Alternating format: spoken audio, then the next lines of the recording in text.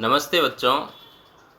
सावित्रीबाई फुले पर्यावरण एवं शिक्षण संस्थान उदयपुर द्वारा संचालित बीएड महाविद्यालय में आपका हार्दिक स्वागत और अभिनंदन।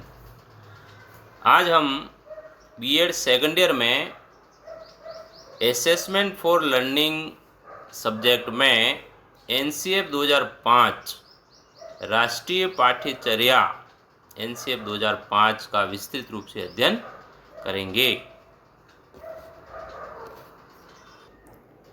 राष्ट्रीय पाठ्यचर्या एनसीएफ 2005 यानी कि नेशनल करिकुलम फ्रेमवर्क 2005 की रूपरेखा हम जानते हैं कि राष्ट्रीय पाठ्यचर्या की रूपरेखा एक रूपरेखा प्रदान करती हैं जिसमें शिक्षक और स्कूल उन अनुभवों की योजना बना सकते हैं जो उन्हें लगता है कि बच्चों के पास होनी चाहिए।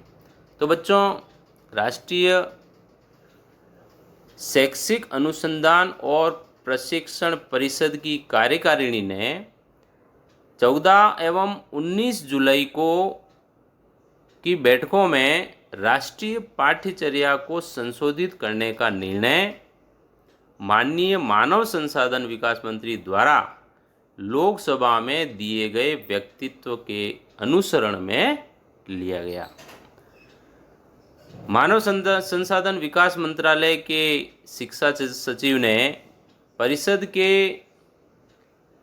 को एक पत्र द्वारा जो 1993 की शिक्षा बिना बोझ के जो रिपोर्ट थी, रिपोर्ट की रोशनी में विद्यालय शिक्षा के लिए राष्ट्रीय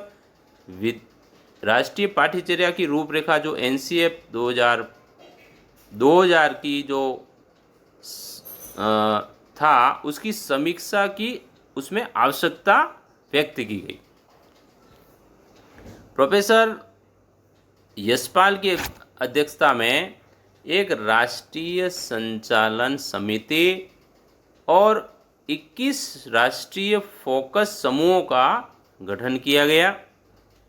इन समितियों में उच्च शिक्षा संस्थानों के प्रतिनिधि, राष्ट्रीय शैक्षिक अनुसंधान और प्रशिक्षण परिषद के अकादमिक सदस्य, स्कूल के शिक्षक और गैर सरकारी संगठनों के प्रतिनिधि सदस्यों के रूप में बच्चों इसमें शामिल हुए। तो बच्चों, अपन ये देख रहे हैं कि किस तरह से इसकी शुरुआत हुई। तो इसमें हम आगे देखते हैं कि देश के प्रत्येक हिस्से में इस मुद्दे पर विचार विमर्श एवं चिंतन किया गया। मैसूर, अजमेर, भुवनेश्वर, भोपाल और शिलांग में स्थित परिषद के क्षेत्रीय शिक्षा संस्थानों में भी क्षेत्रीय संगोष्ठियों का बच्चों उस समय आयोजन किया गया। राज्यों की शैक्षिक अनुसंधान और प्रशिक्षण परिषदों और परीक्षा बोर्ड के सदस्यों से विचार विमर्श किया गया, क्योंकि एक बहुत बड़ा परिवर्तन था ये। इसके लिए पहले से ही ये सब रूपरेखा बनाई गई। ग्रामीण और शिक्षकों, जो ग्रामीण स्तर के शिक्षक थे, उनसे भी सुझाव लेने के लिए एक राष्ट्रीय सम्मेलन का बच्चों आयोजन किया गया और राष्ट्रीय और क्षेत्रीय समाचार पत्रों में भी विज्ञापन दिए गए, जिससे लोग नई पाठ्यचर्या के बारे में अपनी राय दे सकें। और बड़ी तादाद में बच्चों इस पर लोगों ने अपनी प्रतिक्रिया भी दी। ये सबसे बड़ी बात थी कि उसमें लोगों ने, शिक्षाविदों ने अपनी विभिन्न माध्यमों के द्वारा इस पर अपनी प्रतिक्रिया दी कि किस तरह से इसमें परिवर्तन हो, ये कैसा होना चाहिए। तो बच्चों, हम इसमें आगे बढ़ते हैं।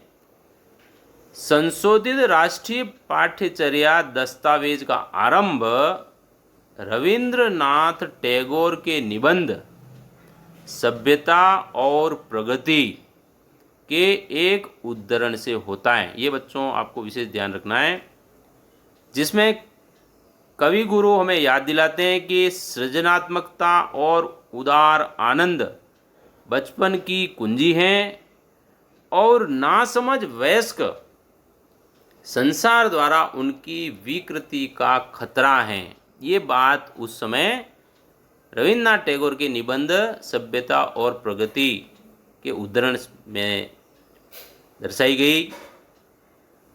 एनसीएफ 2000 के आरंभिक अध्याय में स्वतंत्रता की बात किए गए एनसीएफ 2005 के आरंभिक अध्याय की बात हम कर रहे हैं कि स्वतंत्रता के बाद किए गए पाठ्यचर्या में सुधार के प्रयासों की चर्चा की गई। राष्ट्रीय पाठ्यचर्या को शिक्षा की राष्ट्रीय व्यवस्था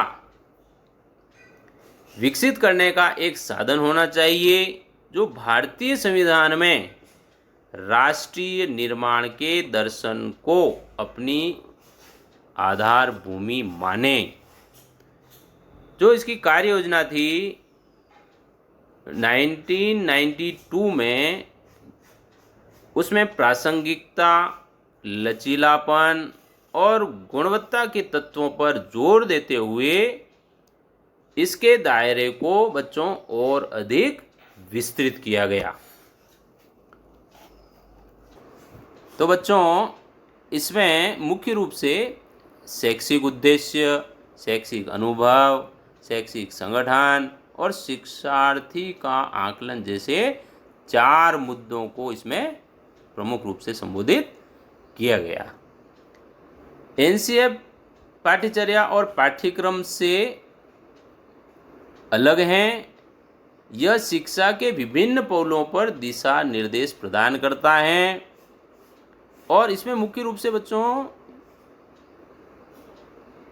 इससे पहले जो एनसीएफ व्यवहारवादी मनोविज्ञान पर आधारित था, लेकिन एनसीएफ 2005 जो है रचनात्मक सिद्धांत पर आधारित हैं। बच्चों, ये थोड़ा सा इसमें डिफरेंस हमको देखने को मिलता है कि पहले वाला जो था वो एनसीएफ 2000 वो व्यवहारवादी था, लेकिन यह रचनात्मक सिद्धांत पर आधारित हैं।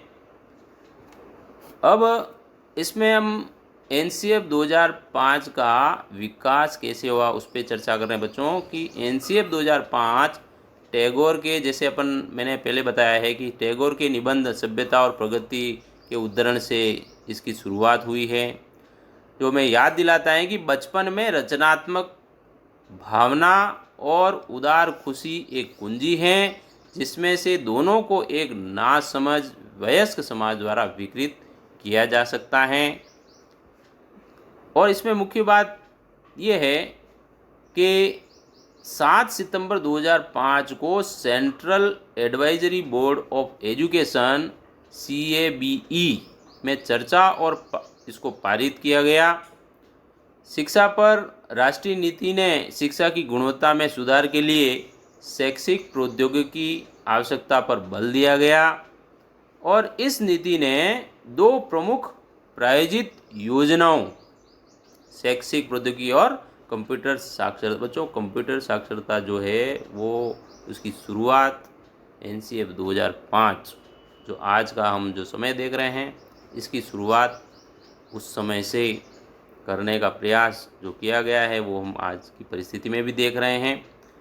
अब हम बच्चों इसको आगे बढ़ते हैं। इसमें कि पॉलिसी दस्तावेज़ों और रिपोर्टों में पहले से विचार किए गए कुछ विचार यहाँ मैंने नोट्स में दिए हैं। ज्ञान को स्कूल के बाहर के जीवन से जोड़ना, यानी कि जो हमारा जो ज्ञान है उसको स्कूल के अनुभव, हमारे पूर्व अनुभव के साथ जोड़ना। पढ़ाई में रटने की विद्या नहीं होनी चाहिए। जो रटंत प्रणाली बच्चे अपनाते हैं वो स्थायी ज्ञान नहीं होता है। उसके बाद में हम देखें कि कक्षा की शिक्षा और परीक्षा को एकीकृत करना और इसे अधिक लचीला बनाना। उसके बाद बच्चों के समग्र विकास के करने के लिए पाठ्यक्रम को समृद्ध बनाना ताकि यह पाठ्य पुस्तकों से अतिरिक्त हो, बच्चे और अधिक सीख सकें और एक ऐसी पहचान को उनमें विकसित करना, पोषित करना जिसमें देश की लोकतांत्रिक राजनीति के अंतर्गत ही राष्ट्रीय चिंताएं आए, यानी कि उसका देश के साथ भी जुड़ाव हो।